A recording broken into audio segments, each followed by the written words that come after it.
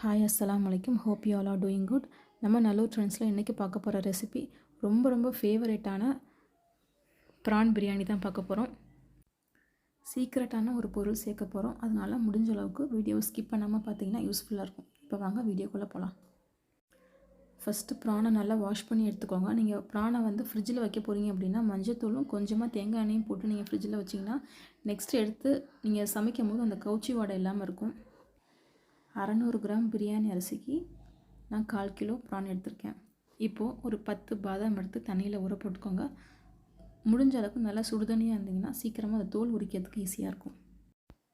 இதில் தேவையான அளவு உப்பு, மஞ்சத்தூள், மிளகாத்தூள், தனியாத்தூள் இது எல்லாமே ஒரு டேபிள் ஸ்பூன் போட்டு மிக்ஸ் பண்ணி எடுத்துக்கோங்க. இது ஒரு 1 ஹவர் கிட்ட நல்லா ஊறிட்டு இருக்கட்டும். இதுக்கப்புறம் பிரியாணி அரிசியை நீங்கள் 1 மணி நேரம் ஊற வச்சுக்கோங்க. ஒரு 45 மினிட்ஸ்லேருந்து 1 ஹவர் கிட்ட ஊற வைக்கலாம், தப்பு கிடையாது.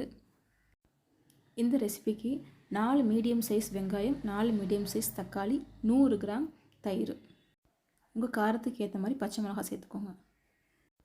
அப்புறம் மல்லி இலை, புதினா. ஒரு சின்ன கதை ஒன்று ஷேர் பண்ணணும்னு தோணுச்சு. ஆங்கரிங் இருக்காங்கள்ல, பேட்டி எடுக்கிறவங்க, அவங்க ஒவ்வொரு கடையாக பேட்டி எடுத்துகிட்டு வர்றாங்க. அப்போது டெய்லர் ஷாப்புக்கு அந்த தைக்கிறவங்க கிட்டே கேட்டாங்க, உங்களுக்கு இந்த ஷாப்லேயே என்ன பிடிக்கும் அப்படின்னு சொல்லிட்டு.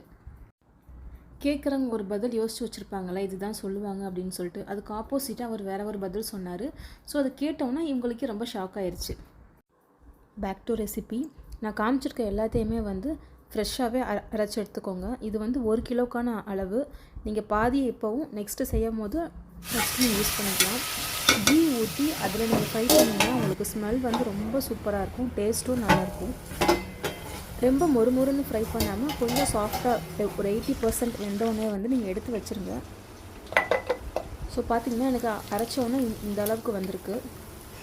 நீங்கள் அதே ஆயிலே 2 ஸ்பூன் பிரியாணி மசாலா ஃபஸ்ட்டு போட்டுக்கோங்க. அதுக்கப்புறம் வெங்காயம் போட்டு நல்லா வதக்கி எடுத்துக்கோங்க. அந்த கலர் உங்களுக்கு ரொம்பவே சூப்பராக இருக்கும். Back to story. நான் கேட்டிருந்தேன் இல்லையா அவங்க என்ன பதில் சொல்லியிருப்பாங்கன்னு சொல்லிட்டு.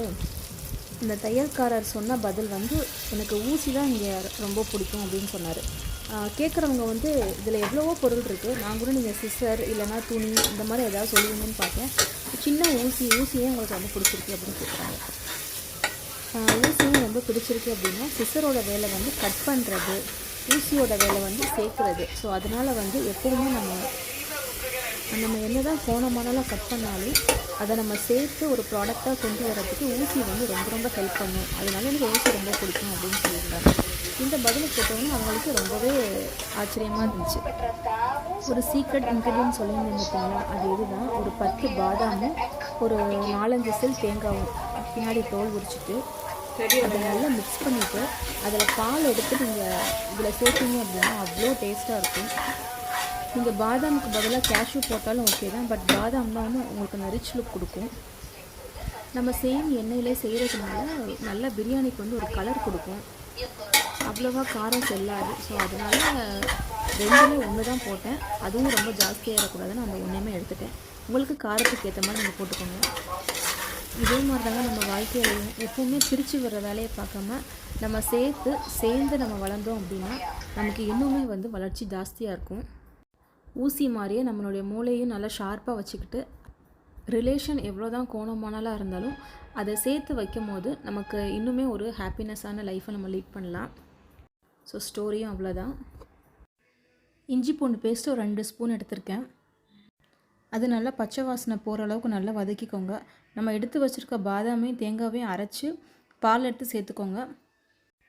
நல்லா நைஸாக அரைச்சிக்கிட்டிங்கன்னா நீங்கள் பால் எடுக்காமல் அப்படி கூட சேர்த்துக்கலாம். 1க்கு 1.25 டம்ளர் தண்ணி ஊற்றுனீங்கன்னா கரெக்டாக இருக்கும். அதுக்கு நீங்கள் 1 மணி நேரம் இல்லைன்னா 3/4 மணி நேரம் அரிசியை ஊற வச்சுருக்கணும். அப்போ தான் இந்த தண்ணி கரெக்டாக இருக்கும். அப்போ தான் அரிசி நல்லா உதிரியாக குலையாமல் வரும். அரிசி போடுறப்ப வீடியோ ஆனில் இருக்குதுன்னு நினச்சேன், பார்த்தா ஆனில் இல்லை, ரெக்கார்ட் ஆகாமல் இருந்திருக்கு. நம்ம சேனலை இப்போ தான் ஃபஸ்ட் டைம் பார்க்குறீங்க அப்படின்னா மறக்காமல் சப்ஸ்கிரைப் பண்ணுங்கள், ஷேர் பண்ணுங்கள், நோட்டிஃபிகேஷன் பட்டனை ஆன் பண்ணி வைங்க. பாருங்கள், நல்லா உதிரியான ப்ரான் பிரியாணி குக்கரில் வச்சுமே எவ்வளோ சூப்பராக இருக்குது பாருங்கள். இதே அளவு தான் நீங்கள் சட்டியில் வச்சாலும் இதே பதத்தில் வச்சிங்கன்னா சூப்பராக இருக்கும்.